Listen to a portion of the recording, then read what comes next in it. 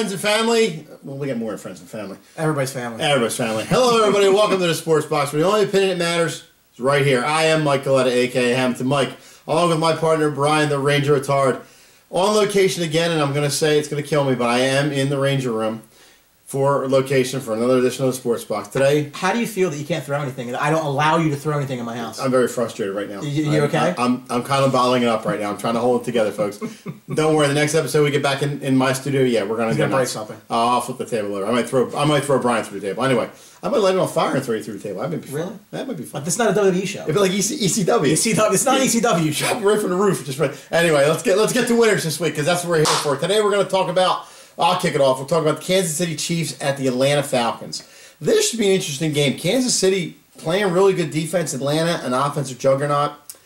You know what? They're going to Atlanta. Kansas City on the road. Kansas City usually a good team at home, but they did get beat by the Buccaneers a couple weeks ago. I'm going to take the Atlanta Falcons this week to beat the Kansas City Chiefs. Although this is a game I think Kansas City needs to win to keep pace with the rest of the division, especially the Oakland Raiders, I think the Falcons are going to have too much firepower. They're going to get past that defense. Falcons win the game. Here's two teams that are really in some tight races. The Chiefs are in a really powerful AFC West with Oakland and Denver. And the Falcons are in a tight division with the Saints and your Tampa Bay Buccaneers. I'm going to take the Chiefs here on a hunch.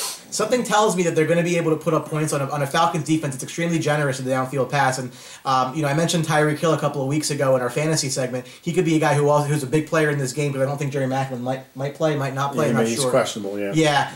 I'll take the Chiefs. I think they're a better defensive team, and I'll go that way. Next up, the Detroit Lions at the New Orleans Saints. I think the over-under might be 72. That's probably a little low, too. In that game. Yeah. Listen, if Drew Brees can beat Seattle in the Dome, he can beat the Lions in the Dome. And the Lions are a surprising division leader right now. Something tells me they might not finish the year there. I like the Saints at home to take down Detroit. We're on opposite sides of the fence so far. I'm going to take the Lions in this game, and I think it is going to be a high-scoring game. But I just think the Lions have played better these last couple weeks. They're going into New Orleans where it's not a hostile environment. It's a turf, fast-paced game where there are a lot of points are going to be scored. And I think the Lions have the weapons to do it. Although the Saints do have a lot of firepower with Snead, Thomas, and a lot of good guys cooked to that effect. I think it's going to be a shootout. I think the Lions sneak a win out of this game. The LA Rams at the New England Patriots. Boy, you're going to give me this game, aren't you? Boy, this should be a nail-biter, folks. Nah. Unfortunately, the Rams do have a good defense. They've tailed off the last couple weeks, struggled against teams like Miami. I just think the Patriots, Tom Brady, we've said it before on the show that Tom Brady's on a mission. I don't think there's any way the Patriots lose this game. I'm taking the Patriots in Foxborough. Yeah, I'm not picking against New England. No. I don't think anyone's going to pick against New England, though. I'm going to be very curious to see what this team does without Gronk down the stretch. It really unfortunate news that Gronk's going to miss probably looks like the rest of the season, if not up until the Super Bowl, assuming they get there, which they absolutely could. This is not going to be much of a test for the Patriots. Again, they're at home. They're at a team flying across country for a 1 o'clock game. Yeah. That's never a good formula for a team to win a game, and plus the Rams suck. And so, Jeff Fisher stinks as well. Jeff Fisher still thinks that Danny Woodhead's on the Patriots. Yeah. Well, he's actually not. So that's part of your game plan, Jeff. That Martellus Bennett pickup doesn't look too bad now, does it? He's going to be an off-season priority for them because, again, they want to go back to that 2 tight end set. I mean, that was the plan. He's coming in handy when Gronk goes out like this. Yeah, I think the Pats definitely take that down. In another semi-lopsided game, by semi I mean very, the Denver Broncos go out to visit those Jacksonville Jaguars who... We are so wrong on the Jaguars this year. I think still love you, Princeton. We do. Trevor Siemien's missed some time in practice this week. I think if Paxton Lynch plays, it's not really going to matter. Denver's just the better team here, especially defensively, and it really wouldn't shock me to see a couple of pick sixes in this game. Denver wins this game. It's not going to be very close, and they're going to try to continue their rush towards the AFC West championship. You may think I'm out of my mind, you probably think that since you started joining the Sports Box, but you're not going to. I am taking the Jacksonville Jaguars. I think they could find a way to win this game. Yes, that's right. He's he's going to do it. I'm taking Jacksonville. I think the Broncos short week. This is a game they're flying across country, folks. They're going to the East. Jacksonville has been playing a little bit better lately. Not to a point where they're going to be Super Bowl contenders, but Jacksonville's got to win eventually, and they're better playing at home than they are on the road. I'm shocking the world. I'm going to take the Jacksonville Jaguars outright against Denver. Are you on medication? I should be probably. Yes, you absolutely should be. It's probably because I haven't thrown anything. So that's probably why I'm a little crazy. But we're gonna go with the Houston Texans at the Green Bay Packers, and this is an interesting scenario because you've got a Houston team who's terrible on the road, and you got a Packers team in disarray going home after a big win against the Philadelphia Eagles. I'm going to take the Green Bay Packers here to get back on pace. You saw what Aaron Rodgers can do, and he's got weapons there. The problem has been defense with this team. They've turned into the New Orleans Saints, where they've had to outscore everybody and hope to God to stop somebody. But I think the Texans struggle in this game because they are on the road.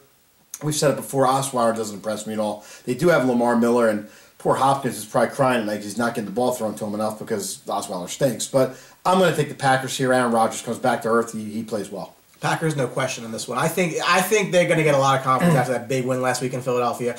They have a home game. They do play better at home. They had a lot of road games in a row, and I think that's contributed to that losing streak they were on. But if you watch that Eagles-Packers game Monday night, it just feels like Aaron Rodgers is going to be a one-man show and will this team to victory.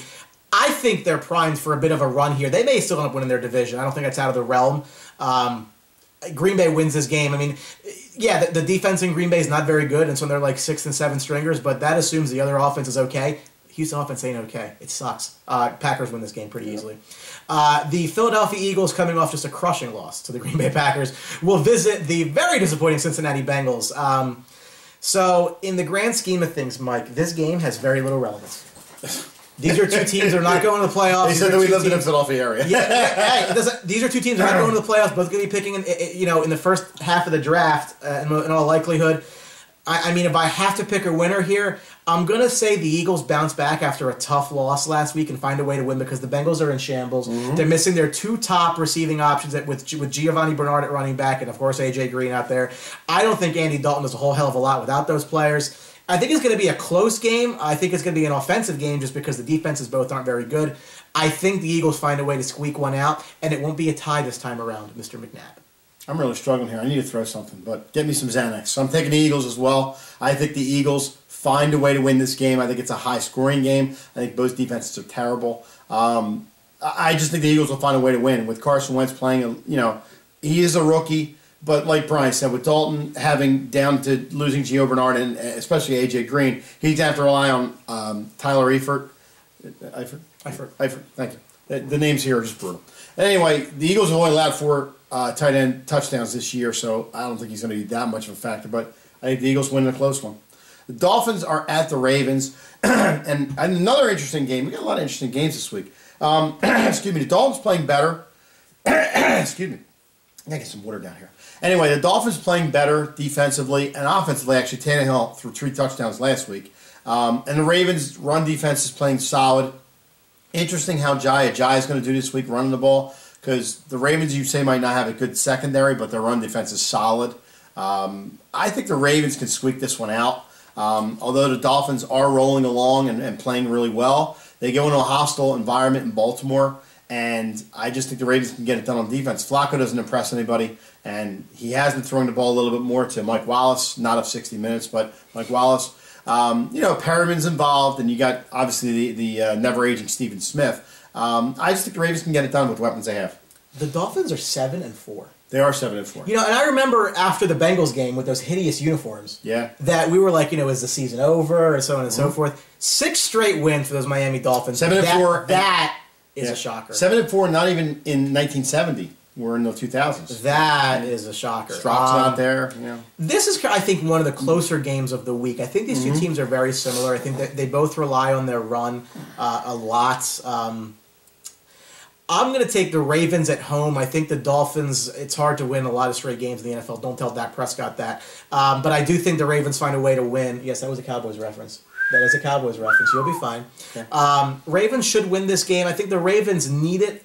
If you look, again, the Dolphins are 7-4. They're not going to win their division, but the Ravens are in a bit of a dogfight with the Steelers, both at 6-5, and I think that only one of those teams gets in. I don't think they both get wild cards, so I think that the Ravens need it more from that standpoint. But as I don't think the Dolphins are going to mind losing this game because they've come back from the depths of hell to be 7-4. What a great job! I did not see that coming whatsoever. Here's a relevant game. So the San Francisco 49ers are going to visit the Chicago Bears. Yeah. So, anybody going to watch this game? Is anybody going to watch this? Kevin Crutch will watch it. I mean, just wow. So you look at these two teams. They're both in last place. They have a combined record of 3-19. So obviously it's going to be a very interesting game. Everyone keeps saying that the Niners are playing better than their record, that they're in some of these games. Who's saying that? That's what the kids are saying these days.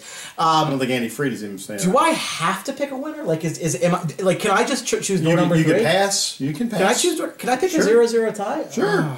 Sure. You'd probably be wrong, but you can pick I'm going to say the 49ers find a way to win a game. I don't love it, but I don't love this game. I mean, both of these teams are in shambles. Both are going to have top 10 draft picks. I mean, the Bears are down to Matt Barkley of Eagles lore. The 49ers are playing Colin Kaepernick, and what more are you going to say about that? I'll take the Niners to win because they've been playing okay, but would it shock me if the Bears won? No. Do I care? No. Boy, it's surprising that Cutler's on IR again. Just amazing. You got a lot of you can't spell IR with Aaron Cutler. God forbid. You got Matt Barkley in the game, stinks. You got Colin Kaepernick, who actually has mobility and can make a couple plays, but like Brian said, this game is I don't know if it's unwatchable, but it's not first on my list if I had the red zone. I'm going to take the 49ers as well. I think eventually they got to win, and this is the perfect opportunity. They don't win this game, I don't see them winning for a long time yet. So let's say that the Bears quarterback was not Matt Barkley, but Charles Barkley. Mm-hmm. Would you change your pick? I would have to say no. Still okay. Yeah. So even though the round amount of rebound was a quarterback, we still like the Niners. Yes. Okay. Yes. I might change it. He'd probably dunk the ball over the goalpost. Absolutely. But, that's fine.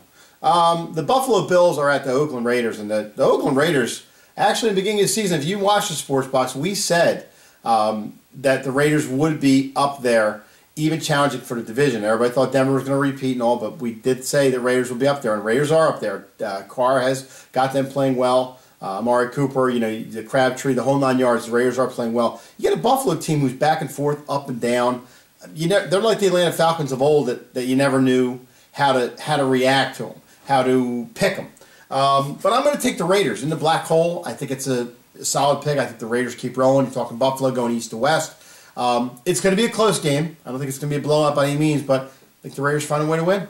I agree. I think the Raiders do win because they're the better team. But this is a game that the Bills, I think, really need. Absolutely. The way that the standings are breaking down. So if you look at the AFC East, the Bills are in third, one game behind the Dolphins, who again we think may lose this week. But if you fall to 6-6, I think it's going to be really hard to find themselves into a wild card spot. To be honest with you, and it is what it is, but. Again, I'll take the Raiders. It's really it's a bad draw for the Bills to have the Raiders this late in the year, given their schedule. But unfortunately, the Raiders they're a sexy team right now. They're the team I think if there's one team you love when I break out the sexy word, don't you? I think if there's one team that maybe could find a way to come out of the AFC. If it's not New England, it might be the Raiders. They owe them one from the Tuck rule. Raiders win the game. The very surprisingly hot New York Giants are going to go visit those Pittsburgh Steelers in the Steel City. This is kind of a tough game to read. I think the Giants honestly are not as good as their record would indicate. They struggle to run the ball mightily. Eli is obviously the reason, whether they win or lose games. I mean, sometimes he's bad Eli, sometimes he's good Eli. Odell seems to be back as he always once was. But, the Steelers are a different team at home than they are on the road. I'm going to take the Steelers here. Wouldn't surprise me if the Giants keep it close, but I just think the Steelers find a way to win. And the Steelers really do need the game a lot more than the Giants do. I think it's not taking the Steelers as well just because they're in Pittsburgh. Giants have been rolling lately. They beat a bad Cleveland Browns team last week, but again, who hasn't beat the Cleveland Browns this year? I think Eli and Beckham can get on track. I think this could be a really good game. I'm just taking Pittsburgh because they're home. I just think it's that close. I'm taking Pittsburgh to win. We're going to take the Washington Redskins on the road at the Arizona Cardinals. And interesting, if you would ask me about this last year or before the season started, I would have said there's no doubt Cardinals should blow this game open. Well, unfortunately, it's the other way around this time, and I think Kirk Cousins and the Washington Redskins have it all together right now. The running attack with Kelly is doing fine. He's really filling in nice. A lot of wide receivers. You're talking Crowder, Garcon. You got a lot of guys who can catch the ball. Obviously, Jordan Reed, I don't think he's playing this week, but even so, his shoulder injury, but even so, I think the Redskins' defense is playing better. Josh Norman really getting into his stride. And the Cardinals, let's face it, Carson Wentz, I think Father Time is finally catching up to him, and they're struggling on offense. David Johnson's having a good year, but you don't hear about Fitzgerald anymore. You don't hear about Brown, Floyd. A lot of guys on that team that you heard about a couple years ago, you don't hear about anymore. I'm taking the Washington Redskins. Even going east to west, still like the Redskins to win this game. The Cardinals are my NFC pick for the season, and that does not look very bright on my part at all. The Redskins are playing really well as of late. I know it's a road game.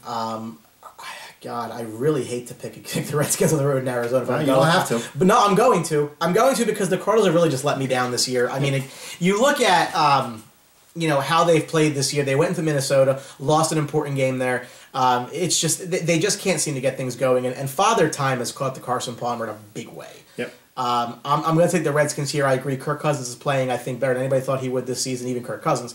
And the Redskins are going to try to keep pace or maybe get close to the Giants in the NFC. In the NFC East, you talk about that division, how everybody thought how bad it was going to be. Might send 3 teams to the playoffs. Might send 3 teams to the playoffs. With a game that somebody here might have a small rooting interest in. It's doing a lap. He's going around the other poker table.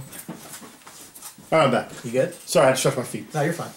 The Tampa Bay Buccaneers fly cross country to play against the San Diego Chargers. Sorry. I got a little excited. I'm sorry. You going to be okay? They won 2 in a row. Big games, but sorry. If I pick the Chargers, will you be upset? No. You won't be upset? I think you picked against the Bucs all year.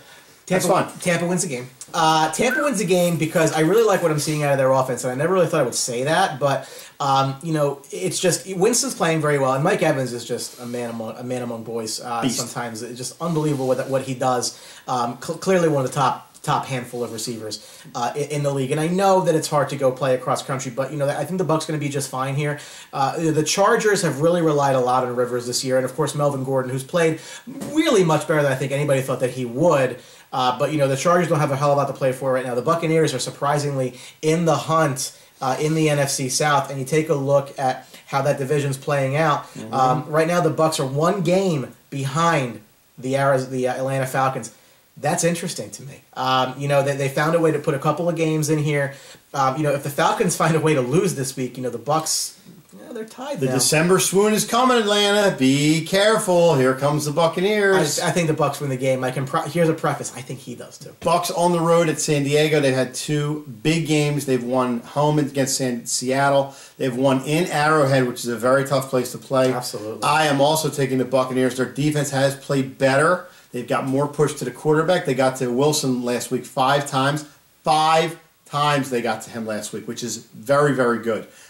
Winston is playing better. Mike Evans has emerged as one of the better wide receivers in the league. And Cameron Brate playing well as a tight end. Yeah. So Doug Martin's going to have to get his legs going, get back into the offense. But San Diego Chargers do not scare me. Again, I think it's going to be a high-scoring game. I don't think it's going to be a close one by any means. But I think a slight edge goes to the Bucs. They're going to need it. They got big schedule coming up with Dallas, Minnesota. They got some tough teams coming up. You better win now if you're playing Dallas, because you're not going to win that game.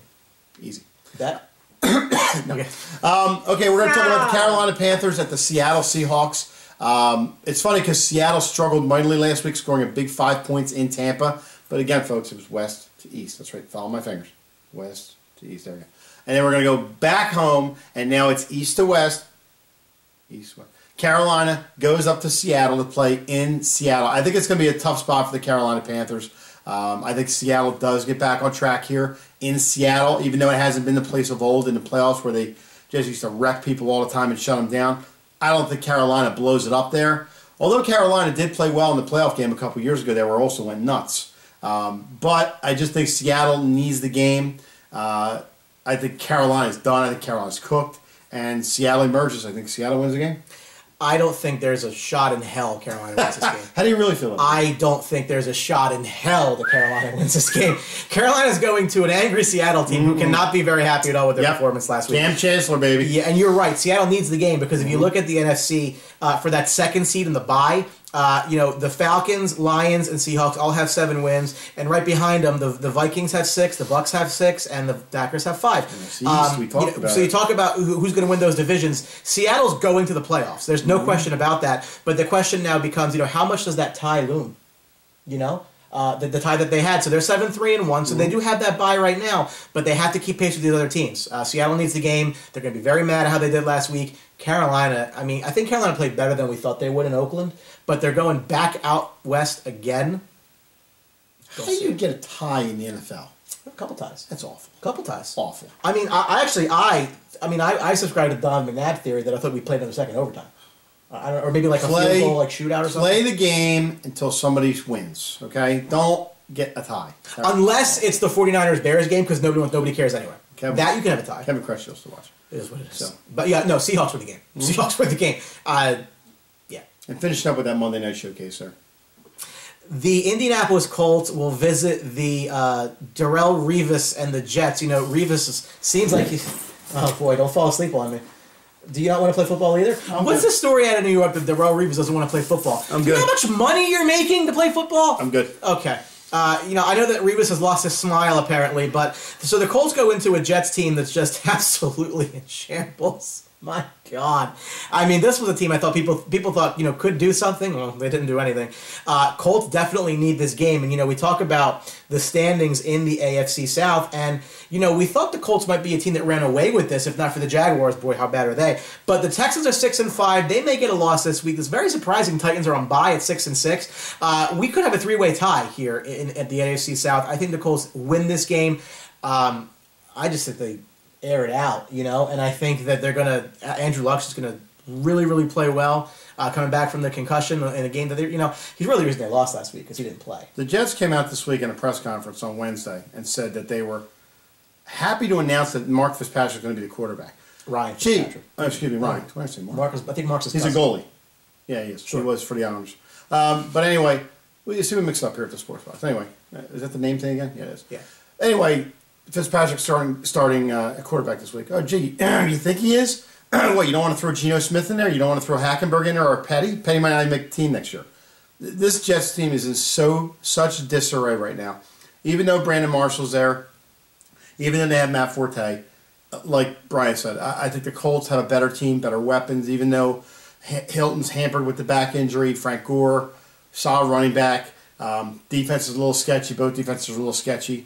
I see the Colts winning this one again. Not a lot of high scores. Not a lot of high scores this week, but I think the Colts win this game. Even though they're on the road, I don't think it's a problem. Absolutely. Yeah. So that's all the time we have for Winners of the Week. Make sure you keep an eye on us and make sure you're subscribing for the love of God, and make sure you keep an eye on us. We got some good stuff coming. Of course, as we've mentioned on a couple of our specials this week, you may have heard or you may not have heard, but I'll let you know. My friend Mike Galetta here, former kicker in his younger years, attempted to kick a 45-yard field goal in pretty optimal conditions, actually, as if I recall it correctly. Should I lay down? You want to kick me? Or? You're the kicker.